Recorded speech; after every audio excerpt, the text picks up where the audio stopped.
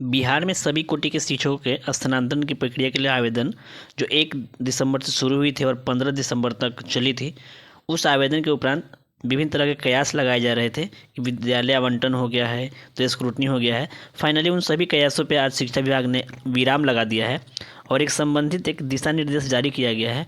और उन दिशा निर्देश में सभी महत्वपूर्ण बातों को, जो कन्फ्यूजन था, उसको क्लियर कर दिया गया है। और ये सारी चीज़ें बता दिया गया कि किनका ट्रांसफ़र होगा और किस किस तरह से होगा, कितने चरणों में होगा, किन शिक्षकों को कितने चरणों में होगा।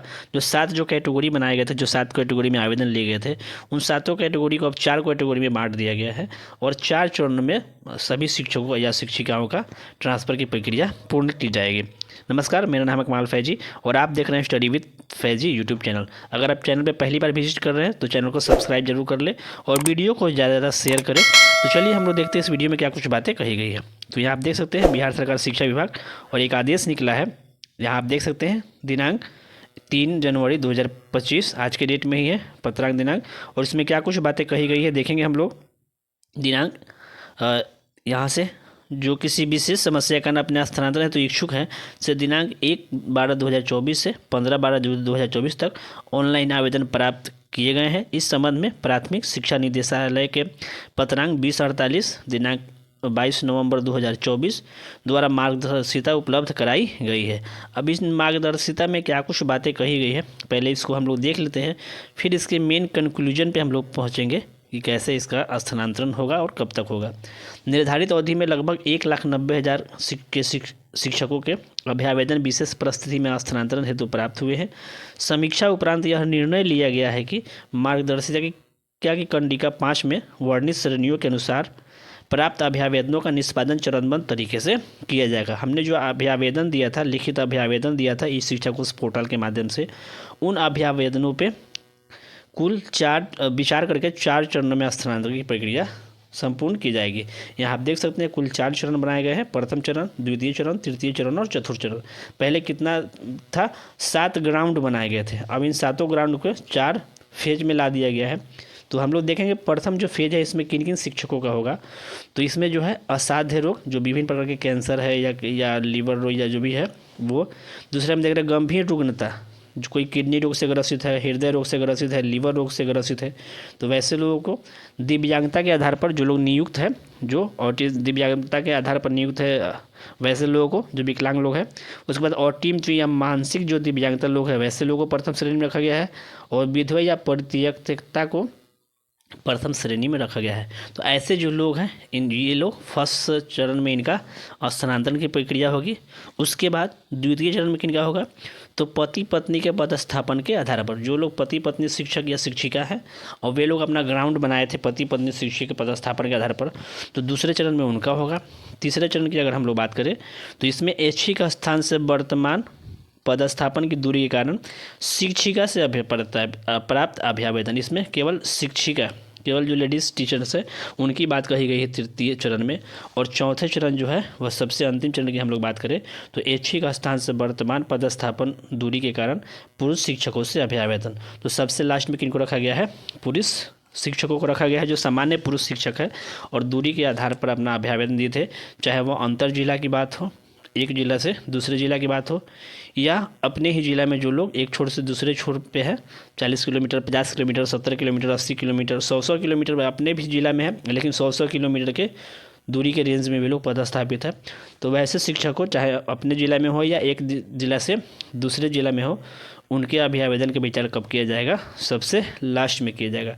तो आप इसी से अनुमान लगा लीजिए कि आपका कितना % होने का चांस है। खैर विभाग चाहे तो सबका कर सकती है, अन्यथा यह जो प्रक्रिया है वह लंबा चलेगी, इतनी आसान नहीं होगी। चलिए और कुछ बातें हम लोग पहले देख लेते हैं क्या कुछ कहा गया है इसमें। प्रथम चरण में अंकित 5 श्रेणियों के लिए क्रमवार यानी 1 by 1 विचार किया जाएगा। उदाहरण स्वरूप प्रथम श्रेणी में असाध्य रोग, प्रथम श्रेणी में भी देख सकते हैं 5 तरह के शिक्षक कैटेगरी वाले शिक्षकों को रखा गया है। यहाँ पे प्रथम चरण में कितने हैं, 5 तरह के लोगों को रखा गया है और पहले इनका 1 by 1 किया जाएगा। उसके बाद उदाहरण स्वरूप प्रथम श्रेणी में असाध्य रोग के आधार पर स्थानांतरण हेतु अभ्यावेदन पर विचार करने के उपरांत द्वितीय श्रेणी के गंभीर रुग्णता, उसके बाद तृतीय विचार किया जाएगा, तृतीय, चतुर्थ, पंचम श्रेणी के अभ्यावेदन पर निष्पादन किया जाएगा। उसके बाद सभी 5 श्रेणियों के अभ्यावेदनों के निष्पादन के उपरांत द्वितीय चरण एवं अनुवर्ती चरणों में कार्रवाई की जाएगी। यानी ऊपर से ही सीट को क्या कर लिया जाएगा, फुल कर लिया जाएगा। और आप समझदार है तो समझ ही जाएंगे चौथे चरण तक आते हैं कितने जो सीट बचेंगे या समय कितना चला जाएगा। वे समझदार के लिए सारा काफ़ी होती है। आगे देखेंगे हम लोग, सभी अभ्यावेदनों को श्रेणीवार एवं चरणवार बारी बारी से प्रिंट कर स्क्रूटनी हेतु प्रतिनियुक्त पदाधिकारियों की संख्या के अनुसार बंडल तैयार कर सीलबंद लिफाफे में निदेशक प्राथमिक शिक्षा के समक्ष प्रतिनियुक्त पदाधिकारियों को उपलब्ध कराया जाएगा। यानी पूरी तरह से ये गोपनीय होगा, कहीं से भी कोई आदमी इसको लीक नहीं कर पाएगा, पूरी तरह सीलबंद होगा। अब किन किन पदाधिकारियों को, कितने पदाधिकारियों को प्रतिनियुक्त किया गया है, ये जो हम लोग जो अभ्यावेदन दिए थे, ये जो हम लोग लिखित अभ्यावेदन अपलोड किए थे इस शिक्षा कोश माध्यम पे, इस शिक्षा कोश पोर्टल पे, उन सभी को क्या किया जाएगा, प्रिंट किया जाएगा। और प्रिंट करने के बाद उनको अलग अलग श्रेणियों में क्या किया जाएगा, छांट लिया जाएगा। और छांटने के बाद उसको 1 बाय 1 करके सभी पदाधिकारी उसको क्या करेंगे, पढ़ेंगे और फिर देखेंगे किनका ग्राउंड मजबूत है। ऐसा नहीं कि सभी लोगों का हो जाएगा, ग्राउंड भी देखा जाएगा कि इनका ग्राउंड कितना मजबूत है। फिर नीचे एक चेक लिस्ट भी दिया गया है और चेक लिस्ट तैयार करके फिर उसको सीलबंद तरीके में प्राथमिक शिक्षा निदेशक के प्रमुख को समर्पित किया जाएगा। चलिए आगे कुछ बातें देखते हैं क्या कुछ कहा गया है।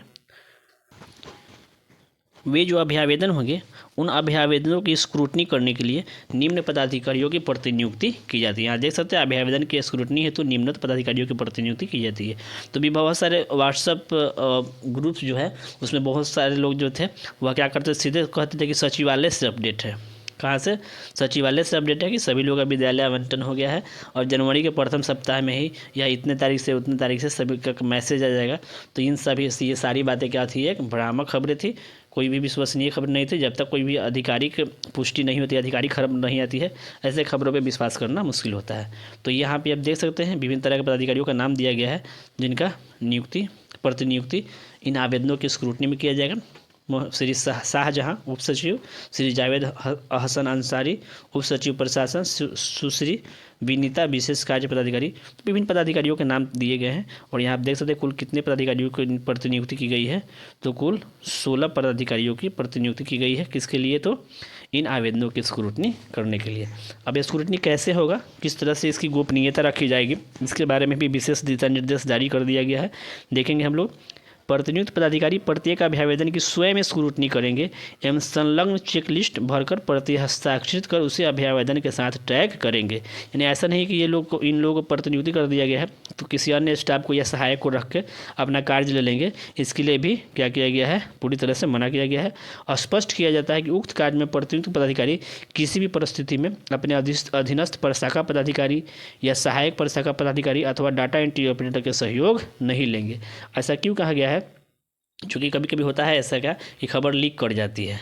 जैसे बिहार में एग्ज़ाम होने से पहले प्रश्न पत्र लीक कर जाता है, वैसे ही कोई भी खबर होती है वह ऑफिशियल प्रकाशित होने से पहले ही लीक हो जाती है। और ये लीक करते कौन है, तो यही लोग जो सहायक जो कर्मचारी होते हैं या डाटा एंट्री ऑपरेटर होते हैं, इनके पास फाइल पहुंचता है और मोबाइल से फ़ोटो खींच के ये लोग क्या कर देते हैं, लीक कर देते हैं। तो इसलिए पूर्णतः प्रतिबंध लगा दिया गया है कि जिनकी प्रतिनियुक्ति की गई है केवल वही लोग स्क्रूटनी करेंगे और किसी भी सहायक या डाटा एंट्री ऑपरेटर का इसमें कोई रोल नहीं होगा।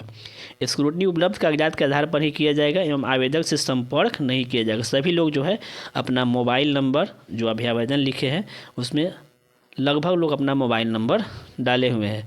तो पहले यह स्पष्ट कर दिया गया है कि किसी भी शिक्षक से कोई भी संपर्क नहीं करेंगे। स्क्रूटनी के बाद सभी अभ्यावेदनों को चेकलिस्ट सहित सीलबंद लिफाफे में बांध कर प्राथमिक शिक्षा को उपलब्ध कराया जाएगा। प्राप्त चेकलिस्ट के अनुसार इस शिक्षा कोष में आवश्यक प्रविष्टि की जाएगी। तदुपरांत शिक्षा विभाग के स्तर से श्रेणी क्रमानुसार इस शिक्षा कोष के माध्यम से सरकार द्वारा निर्धारित नीति के अनुसार स्थानांतरण या पदस्थापना कार्रवाई की जाएगी, आदेश निर्गत किया जाएगा। फिर इसके बाद जब ये स्क्रूटनी हो जाएगा और स्क्रूटनी करने के बाद किनका ट्रांसफ़र करना है, किनका नहीं करना है, तो ये चीज़ फाइनल होने के बाद क्या किया जाएगा, तो फिर एक दिशा निर्देश जारी किया जाएगा, आदेश जारी किया जाएगा कैसे उनको पदस्थापन नई जगह पे लेना है। उसके बाद संबंधित शिक्षक या शिक्षिका अपना स्थानांतरण पदस्थापन आदेश इस शिक्षा कोष पोर्टल से अपने लॉगिन आईडी से या पासवर्ड से डाउनलोड कर सकेंगे। आवेदन पर अद्यतन स्थिति या स्थानांतरण या पदस्थापन आदेश केवल इस शिक्षा कोष में ही उपलब्ध रहेंगे। अन्य माध्यम जैसे SMS, टेलीफोन से कोई जानकारी नहीं दी जाती।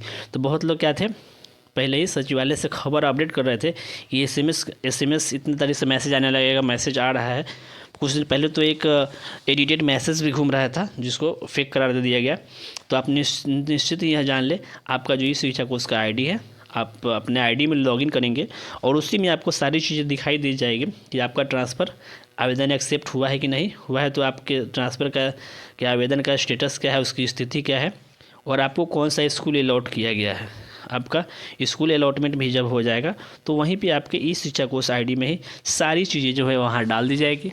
आप आराम से वहाँ से जाएंगे और अपना ID पासवर्ड से लॉगिन कर लेंगे और सारी चीज़ें देख लेंगे, डाउनलोड कर लेंगे। और जब आपका ट्रांसफ़र हो जाएगा, जब अपना पदस्थापन पत्र वहाँ से डाउनलोड कर लेंगे, फिर एक दिशा निर्देश जारी की जाएगा, एक तिथि निर्धारित की जाएगी और उस तिथि में जाके आप अपने नए विद्यालय में योगदान कर लेंगे। नए विद्यालय में जाके आप अपना ज्वाइन कर लेंगे, योगदान कर लेंगे और फिर अपनी सेवा देंगे। तो फाइनली इस कंक्लूजन में हम लोग पहुँचते हैं कि ये जो है इतनी राह जो है इतनी आसान नहीं है। इसमें जून जुलाई तक का भी समय लग सकता है। खैर विभाग चाहे तो जल्दी भी कर सकती है, लेकिन लगभग 1,90,000 यह आवेदन है और इसका स्क्रूटनी करना, और विभाग को सबसे पहले तो रिक्त पदों की भी जानकारी लेना होगा कि कहाँ किस विद्यालय में, किस पंचायत में, पंचायत के किस विद्यालय में कितने रिक्त पद है और किस पंचायत के किस विद्यालय से कितने शिक्षकों ने आवेदन किया है। क्योंकि जहाँ पे सीट खाली होगा वहीं पे ही पदस्थापन किया जाएगा। ऐसा नहीं है कि जहाँ पे सीट खाली नहीं वहाँ पे पदस्थापन कर दिया जाएगा। तो प्रक्रिया तो यह लंबा चलेगा और बीच में आप देख रहे हैं कि जनवरी चल रहा है, फरवरी से मैट्रिक और इंटर का एग्ज़ाम्स भी होना है, उसमें सारे शिक्षक इन्वॉल्व हो जाएंगे। सामने विधानसभा का चुनाव भी है, तो सभी लोग समझदार हैं, शिक्षक है, और शिक्षक तो राष्ट्र निर्माता होते हैं, दूसरे को ज्ञान देते हैं, समझदारी देते हैं। तो हम सभी लोग खुद समझदार है, समझ सकते हैं कि यह प्रक्रिया कितनी लंबी प्रक्रिया चलने वाली है, इतनी आसान या नहीं होने वाली है। तो वीडियो कैसा लगा आपको कमेंट सेक्शन में जरूर बताएं। वीडियो अच्छा लगा हो तो वीडियो को एक लाइक जरूर कर दें और वीडियो को ज़्यादा से ज़्यादा शेयर करें। चैनल को सब्सक्राइब नहीं किया तो सब्सक्राइब जरूर कर लें। वीडियो देखने के लिए बहुत बहुत धन्यवाद।